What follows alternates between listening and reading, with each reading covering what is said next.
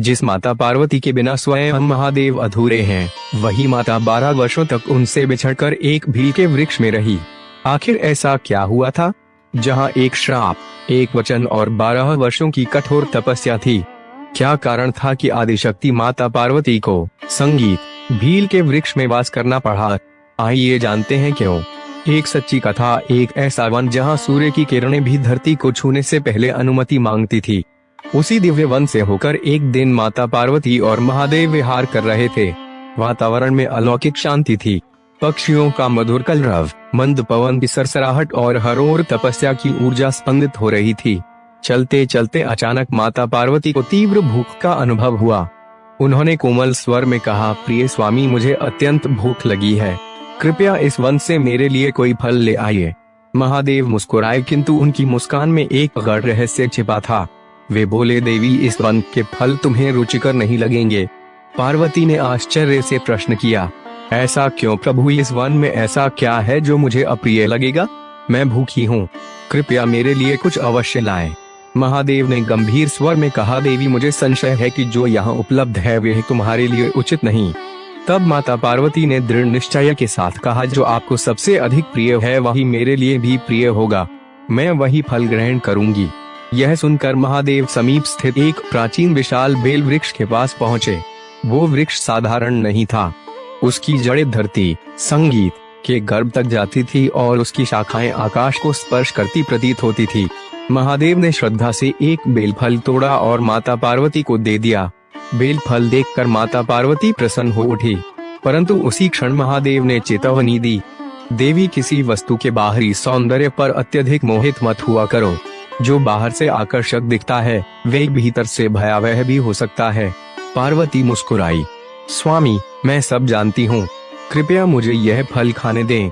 जैसे ही माता पार्वती ने पहला बेलफल तोड़ा, अचानक उसके भीतर से एक भयंकर फड़फड़ाता हुआ काला नाग निकल पड़ा।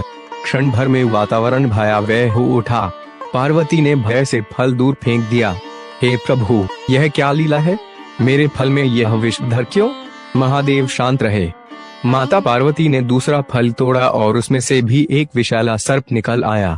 अब माता पार्वती क्रोधित हो उठी, प्रभु, भूखे व्यक्ति के साथ ऐसा छल क्यों? यह उचित नहीं। महादेव ने गंभीर स्वर में उत्तर दिया, देवी, यह मेरी लीला नहीं, यह तुम्हारे प्रिय पुत्र गणेश का संकल्प है। गणेश? माता पार्वती चकित रह गई, वे तो यहाँ नहीं है।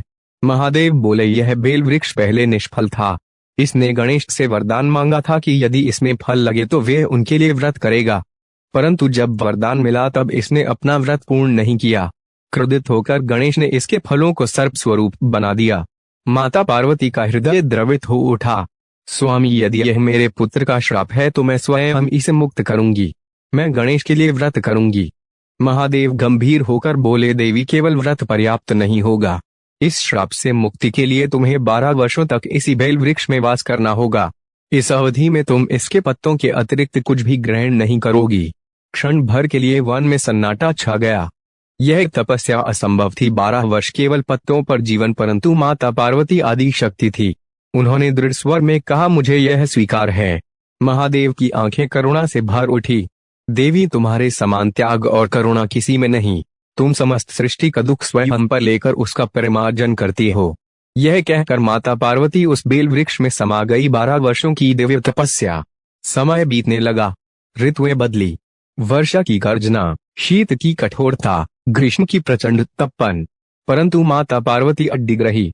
वो वृक्ष अब केवल एक वृक्ष नहीं था, वह तपस्या का तीर्थ बन चुका था।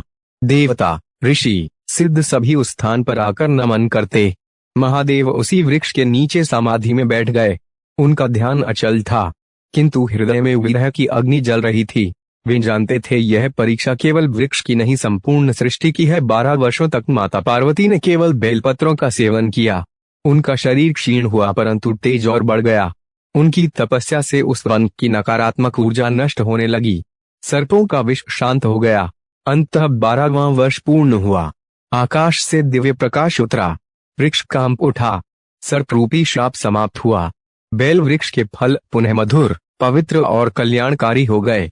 माता पार्वती वृक्ष से बाहर प्रकट हुई। उनका स्वरूप तेजस्वी, अद्वितीय, दिव्य था। स्वयं गणेश प्रकट होकर बोले, माते आपकी करुणा ने मेरे क्रोध को भी शुद्ध कर दिया। महादेव मुस्कुराए। आज से यह बेल वृक्ष सदैव पूजनीय रहेगा। इसके पत्र और फल शिव पूजा में सर्वोच्च माने जाएंगे। तभी से बेलपत्र शिव को अति प्रिय माने जाते हैं, क्योंकि उनमें माता पार्वती की तपस्या, त्याग और दिव्य ऊर्जा समाहित है। और यही कारण है कि कहते हैं जहां बेल वृक्ष है वहां शिव और शक्ति का वास है। अगर आप भी महादेव के भक्त हैं तो वीडियो को लाइक करें और कमेंट में हर हर महादेव लिखना है। हर हर महादेव।